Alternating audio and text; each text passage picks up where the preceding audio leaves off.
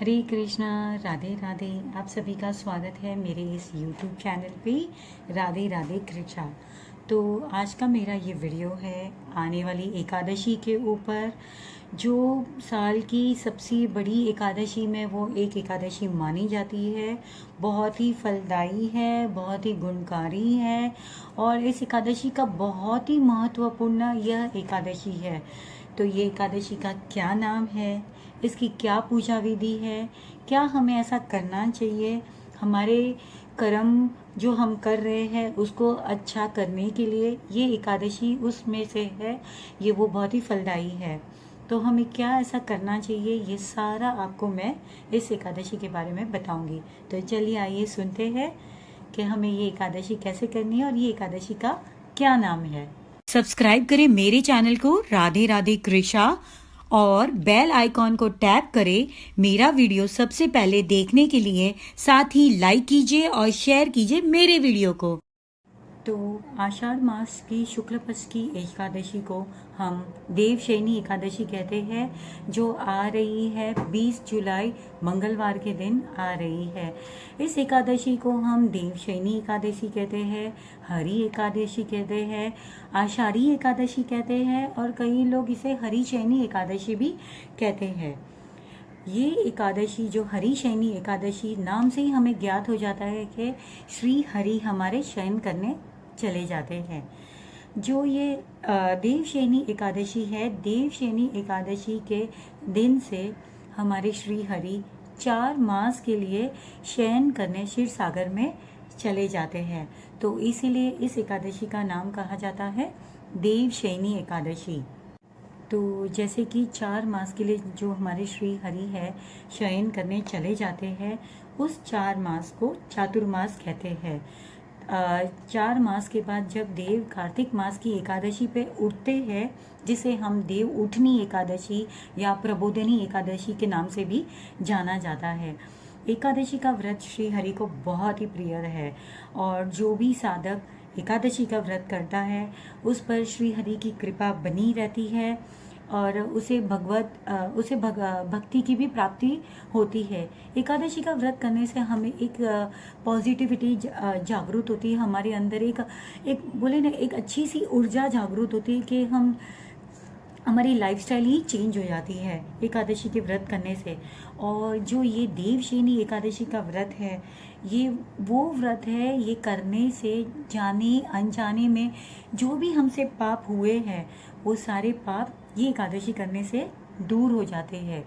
तो इस तरह से हमें इस एकादशी के दिन यह व्रत करना है। और व्रत करने के लिए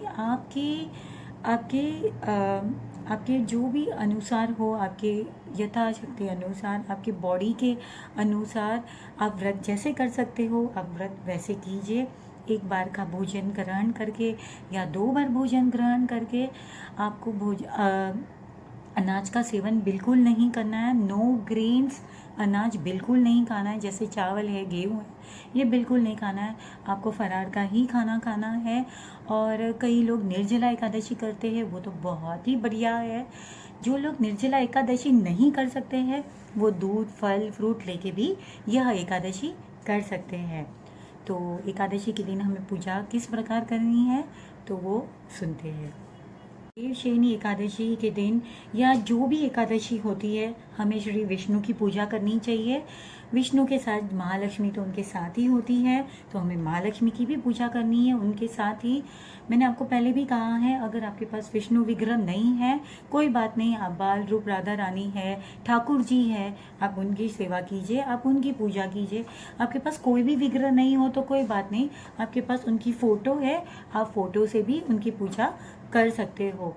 तो हमें एकादशी वाले दिन विष्णु की पूजा करनी है और देवशयनी एकादशी वाले दिन हमें खास पूजा करनी है आज के दिन। जैसे यह एकादशी का व्रत दशमी तिथि से शुरू हो जाता है। दशमी तिथि को ही हमें सात्विक भोजन करना है, चावल का सेवन बिल्कुल नहीं करना है। अगले दिन एकादशी वाले दिन सवेरे आप जल्दी उठिए, ब्रह्म मुहूर्त में उठिए। ब्रह्म मुहूर्त का टाइमिंग मैं आपको बता देती हूँ। सुबह 4:20 से ब्रह्म मुहूर्त चालू हो जाता है, जो 5:20 तक है। तो आप सुबह ब्रह्म मुहूर्त में उठिए और आप स्नान करते समय आप तिल या आंवले का जूस का ज़रूर प्रयोग कीजिए, क्योंकि हम तो कोई तीर्थ नदी में जाके स्नान नहीं कर सकते, वो पॉसिबल नहीं है। तो हम इस तरह से स्नान करके पवित्र हो सकते हैं। तो स्नान आदि करके पूरे घर में गंगा जल का छिड़काव कीजिए, सूर्य भगवान को अर्घ दीजिए। अर्घ देने के बाद माँ तुलसी मैया को आप प्रणाम कीजिए। तुलसी मैया पे जल नहीं चढ़ाना है। और बाद में आप अपने मंदिर की सेवा पूजा कीजिए। ठाकुर जी को पंचामृत से स्नान कराइए। स्नान आदि करा के सुंदर वस्त्र पहनाइए। आप आज के दिन वाइट वस्त्र भी पहना सकते हैं, श्वेत आप वाइट वस्त्र पहनाइए, सफ़ेद कलर के या केसरी कलर के वस्त्र पहनाइए। फूलों से श्रृंगार कीजिए, आभूषणों से श्रृंगार कीजिए उनका। फिर धूप दीप नैवेद्य दीजिए। आज के दिन आप केसर वाले मखाने की खीर ज़रूर बनाइए। और आप प्रसाद में आज के दिन किशमिश बोल लो या मुनौका बोल दो, ये प्रसाद आप ज़रूर चढ़ाइए। प्रसाद चढ़ा के आप स्वयं खाइए और अपने परिवारजनों को भी ये प्रसाद ज़रूर बांटिए। इसे हमें मोक्ष की प्राप्ति होती है और श्री हरि के वहाँ हमें वैकुंठ धाम की भी प्राप्ति होती है ये प्रसाद ग्रहण करने से। आपने ये प्रसाद तो चढ़ाया ही है ठाकुर जी को, और आपके परिवारजनों को जब आप ये प्रसाद देते हो तो उन्हें भी इसका लाभ ज़रूर मिलता है। फिर आरती कीजिए, एकादशी की भी आरती कीजिए। आरती हो जाने के बाद आप एकादशी की कथा आती है। हर एक एकादशी की अलग अलग कथाएं होती है। तो जैसे देवशयनी एकादशी है तो आपको उसकी कथा करनी है। जैसे ही वो कथा हो जाए आप विष्णु सहस्त्र नामावली कीजिए, हरे कृष्णा का जाप कीजिए, ओम नमो भगवते वासुदेवाय की माला कीजिए। इस तरह आपको यह व्रत आपका करना है।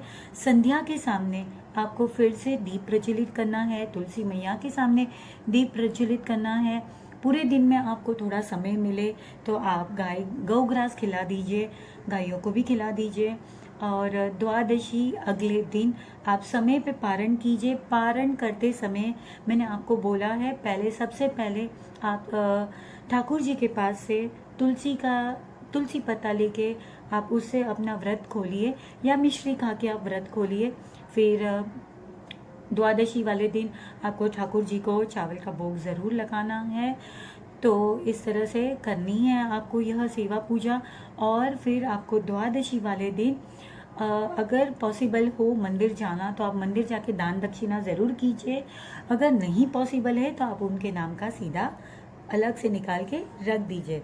और एक और ख़ास बात, आज के दिन देवशयनी एकादशी वाले दिन आपको श्री हरि को कमल पुष्प ज़रूर अर्पण करना है, क्योंकि हम श्री हरि को किस नाम से जानते हैं?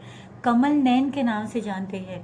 तो आज के दिन आपको श्री हरि को कमल पुष्प ज़रूर अर्पण करना है। और हो सके तो आप उनका वाइट श्रृंगार कीजिए, जैसे वाइट आसन लगाइए, वाइट पर्दे है, वाइट पिछोना है, वाइट सफ़ेद पंखे हैं उनके, जो हम पंखे रखते हैं ना ठाकुर जी के पास। तो वाइट कलर का प्रयोग अगर आप ज़रूर करो तो बहुत अच्छा है, क्योंकि हमारे देव शयन करने जा रहे हैं। देव शयन करना मतलब ऐसा नहीं कि भगवान 4 महीने के लिए सो गए हैं। ये तो हम अपने मन से मानसिक रूप से प्रभु का शयन करा रहे हैं। बाकी सेवा पूजा तो हम जिस तरह से डेली करते हैं हमें उसी तरह करनी है। तो उम्मीद करती हूँ आपको मेरा यह वीडियो बहुत ही पसंद आया होगा। तो मेरे इस वीडियो को ज़रूर से लाइक कीजिए, अपनी फैमिली मेम्बर में शेयर कीजिए और सब्सक्राइब ज़रूर से कीजिए। और आपके कमेंट का मुझे इंतज़ार रहेगा। और सबसे ख़ास बात, देवशयनी वाले एकादशी वाले दिन आपको मेरे ठाकुर जी का श्रृंगार और उनकी दर्शन ज़रूर कराऊंगी। तो राधे राधे।